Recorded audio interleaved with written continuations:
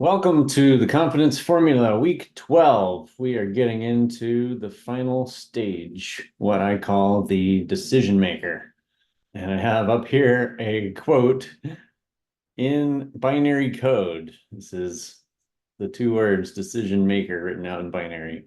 And I'll get into what that's about in a minute, but we're actually going to take that as an analogy for how we want to make decisions. It's all ones and zeros, keep things very simple and to allow us to make quicker decisions by allowing us only two options.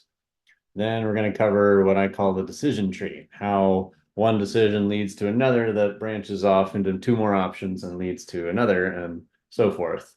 And then finally, building skills downstream from decisions and how we think about creating skills by starting with the context of a game situation and building downstream from your decision to your skill so that it matters when you're practicing a skill, you know where it fits into the bigger picture of the game context. So let's talk about binary decision making. Best way I've found to describe this is like an on-off switch. So if you're going to make a decision between two options, like I mentioned, binary code is ones and zeros. That's about all I know about coding. But there's only two options, therefore it has to be one or the other. But unlike binary code, where those two options are fairly equivalent, it's very important for decision making that you have an on switch. You have something that is your default move that is always on. For instance, we're going to talk a lot about catch and shoot versus drive scenario, closeout situation in a game. It's much more to your advantage to be a shooter first when you catch a pass, because the defender then has to come and guard you, and you can still drive from the position you caught it in. Where you were going to take the shot, you can go from a shot position to a drive very easily. But the opposite is not true. If you catch ready to drive, you're going to be lunging, leaning forward, and about to dribble, and actually have to rebalance, back up, potentially move backwards to get balance enough to take the shot. So if you were thinking drive and then you recognize their defense is way off of you and you got room to shoot and you have to back up and shoot it, you're going to have a lot lower percentage shot. And so we call that our order of operations, which we've talked about a little bit already. But we want to always be choosing which is our primary default move that is our on switch, and then choosing our counter move that's going to be the off switch, what we're going to do instead. And then the trigger, what I call a cue, is what triggers the decision to change. So always on, like shoot, shoot, shoot, always shoot. Defender's hand up would be a cue. That means drive. And I never had to think about driving until I saw the hand up. I was always going to shoot the shot, and I fully believed I was going to shoot the shot. The defender fully believed I was going to shoot the shot, and they overplayed the shot, and that's why the drive was now way more open than it would have been otherwise. So all this boils down to my favorite phrase I've been able to create out of this is two moves and a cue. You just need to know the game situation. What are the two best options to decide between given that situation? And then which one's the default and which cue you're going to use to flip the switch and do the counter move instead of the primary move. So the decision tree kind of comes from that. If we have two options and we choose option A, then whatever path that leads us down is going to lead us to the next decision. And when we choose between that, it's going to also split. Now we have option X. And usually by a third decision, or maybe a fourth in some scenarios, we will have ended our possession. We'll have given it to a teammate, we'll have taken a shot, maybe we lost the ball in some scenarios, but three, potentially four decisions at a maximum, in my experience, is where most possessions will take you. And so we just need to get good at what are the most frequent, most high leverage primary decisions, such as closeout scenario again, which I have listed out here. If you catch and you have a choice between a shot and a drive, that happens a lot in a game. So getting good at that one makes sense. And then if you shot it, that's kind of the end of that possession already. Ball's out of your hands. We're entering a new decision tree of, do I crash into rebound? Do I get back on defense? Like you can take this as far as you want to as a mental exercise.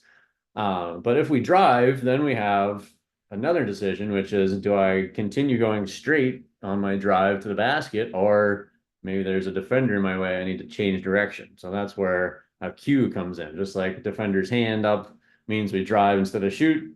If a help defender is stepping into our path, that usually means we're changing direction, or maybe we're going to pass. Again, it depends on the situation we've set up for ourselves.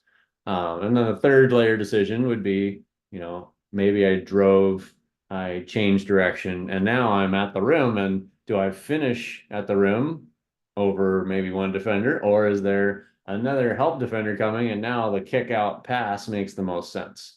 And so knowing, again, that order of operations, which is the on switch and which is the off switch, and which is the cue or the trigger that's going to change my mind, you can pre-plan those and actually practice those in advance, which if you look back at our 12 weeks together, that's what I've been doing with you all along. This is just kind of the icing on the cake to show you how that works so that you can take this idea and use it on your own.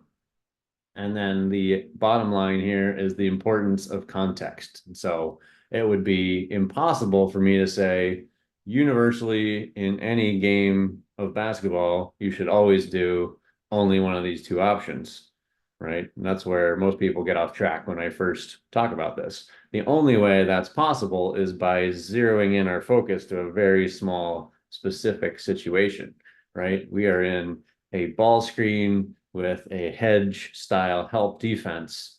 Therefore, our options are A, B, and our decision is A, and our counter move is B, and the trigger is the hedge defender, right? And you can apply this in a million different scenarios, but the important thing is getting that context built so that when you're in your driveway, it's not just I am la-di-da with the ball around all over the place, doing whatever shots occur to me. I am actually thinking through, okay, it's catch and drive and defenders coming across the rim to help, and I'm going Euro step and then finish, right? You can work on that and mentally engage yourself on a much higher level to make your practice more effective and translate better to a game. This is what my mental model looks like. So you picked any situation. We take our catch closeout situation. We catch a pass. This would be shot. This would be drive, right? So if we shoot it, we could say the play is over, or, we could follow the chain. We shot it. It was our role to crash in to rebound. So, we crashed to the front of the rim, rebound, and then we got boxed out and we did a spin move off of the box out, and maybe we got the rebound at the end, right? We could follow that chain. Or we drove it and we went straight and no help defense came. We finished a layup with a straight line drive, right? Or we drove it, there was help defense, we crossed over, and then weak side rim defender came, we kicked it out, and teammate took a shot, right? And then again, after the shot, we'd enter another decision tree of, okay, now teammate shot, do I box out? Do I get back on defense? Like, what's my next best primary move? And then what's the counter move? And what's the trigger? So you can go down the rabbit hole of just mentally thinking through a lot of different chain reactions like this. But it's the best way I've found to really be specific with your decision making without getting off track and predetermining 3 steps ahead. So there's a famous quote that I really love from Kobe Bryant when he was talking to a group of players in China. One of them asked, what move should I be working on? And he said, I only have 2 moves. I go right and I go left, and the rest is up to the defense. And that's really what we're talking about here. Instead of, if you're a high school guy, you really like this ball handling move combination with some step back and reattack and who knows, half spin, Kobe pivot, fadeaway, right? You might script all that out and like do it in your driveway, and you might try it in a game, and it's like a coin toss whether the defense is reacting to it in the way you expected and actually getting thrown off and giving you an open shot, or they watch you pivot and then they are there and block you because you predetermined all the things you were going to do before you took any action. You had none of it reacting to the defense. So to Kobe's point, he's just taking one action, whatever the defense did, he knew what his next action was going to be. If they stopped it, he would go a different direction. If they didn't stop it, he scored. And really, he could chain together 5 or 6 or 7 of those really good skills and score on every single one of them, no matter what the defense did. As soon as they made an error, he scored.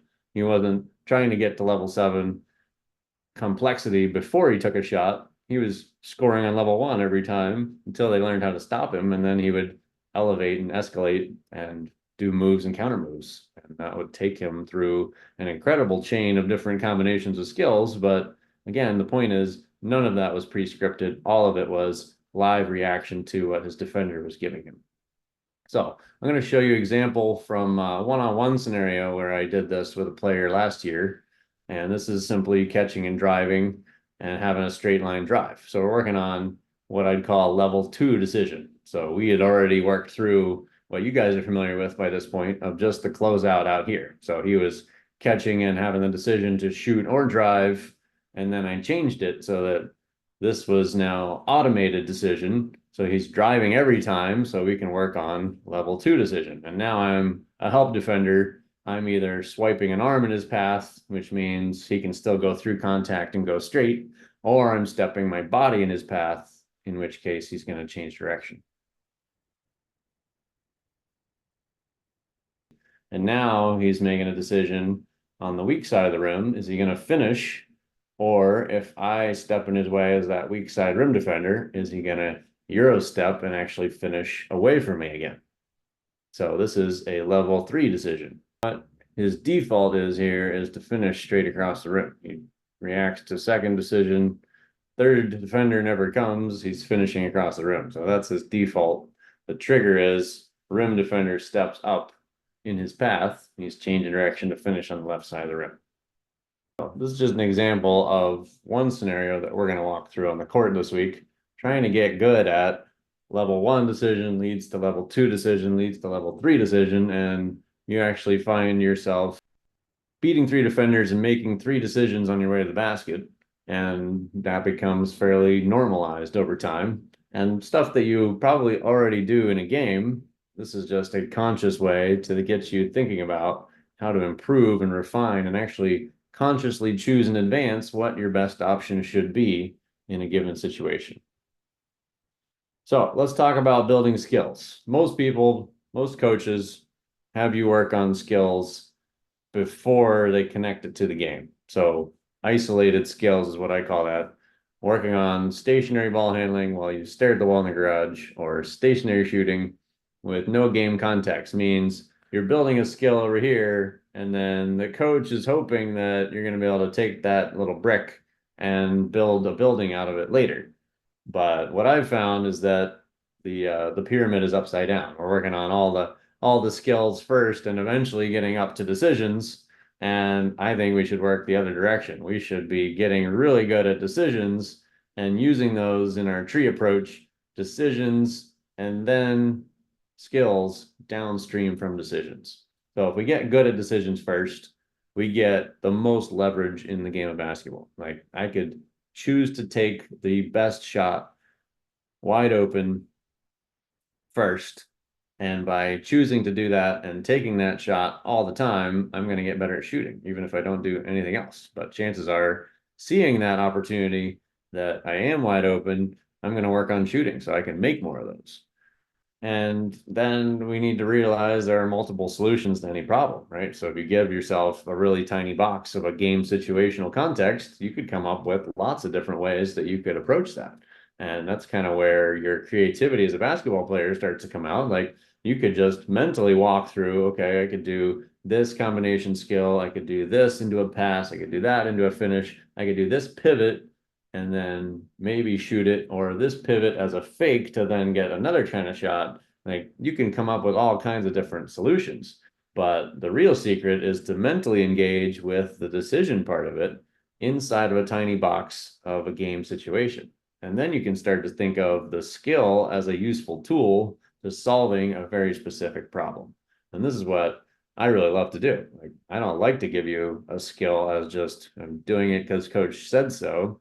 I like to show you the problem in a game scenario and then give you a skill. Like would you like a cookie? Right? Here's a skill. It's a useful tool to solve this specific problem that you now just experienced and realized the need for. If I was just making you do skills without showing you how they actually worked and fit into a game, you'd be like, I don't need that skill. It's just something coach said to do. Right. And I'm all about making things work better for you. So if you're already doing a skill that is a counter move to what I see as a better primary move, then I'm going to talk about that. Like, your finger roll finish is actually a counter move to a push finish. Like if you can get the push finish working all the time, then you can take a lot more contact, you can have a little more control and power. And then if people are trying so hard to stop that, you can switch it and do your finger roll, your inside hand, or different types of finishes as a counter move. And suddenly you're a lot more deadly than just picking this cool move that felt good and you liked, and like doing that as your default and probably getting blocked a lot more and missing more than you otherwise should. And all this really boils down to your own motivation. So, one outcome that I really look for from you going through this course is that your motivation is high to work on your own. Like we're showing you not only the decisions and the skills as useful tools, but really how to practice and make it matter. So I'm all about making it matter so that you know exactly where the skill fits into a very specific game that you've already experienced and knew was a problem for you. And now you're practicing the solution. And you're like, man, I'm going to do 100 of these types of left hand dribble pull-ups out of a dribble handoff because I've seen that in a game and I always get off balance and miss that shot, right? Whatever that might be for you right now, you can tackle it by just having this mindset. So I'm going to read this because you may be listening and not actually watching on the screen. This is something I wrote as like my ideal vision for you. So I put at the top here, my wish for you is to become a decision maker. And I think of a decision maker like a business settings, like the person you want to talk to get stuff done. And I want you to be that in your basketball realm, on your team, to your coach, and in your life. I want you to be the decision maker. So I called this the Decision Maker Manifesto. A decision maker is well-informed, experienced, trusted, deliberate, intentional, empowered, knowledgeable, certain, confident, and decisive. A decision maker takes action, willingly accepts responsibility for their action, and measures their results. They seek feedback early and often, and see all feedback as information they can use to improve. They treat games as experiments, constantly testing new ideas, concepts, strategies, and skills to enable better decisions in the future. They build habits that become instincts and enhance them into fluent, effortless, spontaneous creative actions and reactions to whatever comes their way. A decision maker leverages their mental advantage to amplify their athletic ability. They choose to spend their practice time on the decisions they need to make most frequently and the skills they need to use most often. They thrive in chaos, adapting, improvising, and creating solutions to overcome any obstacles they discover in any game situation. A decision maker never hesitates, knowing a quick, decisive action is always beats a slow, hesitant attempt. They make no excuses, never blaming refs, teammates, or coaches, instead consciously choosing to find areas to improve their sense of control over their performance and their chance of success, no matter how much the odds are stacked against them. Decision makers define their own destiny, create their own luck, define their own success, and chart a path to their dreams, punching their own ticket to their next level. I am a decision maker, and I decide my fate.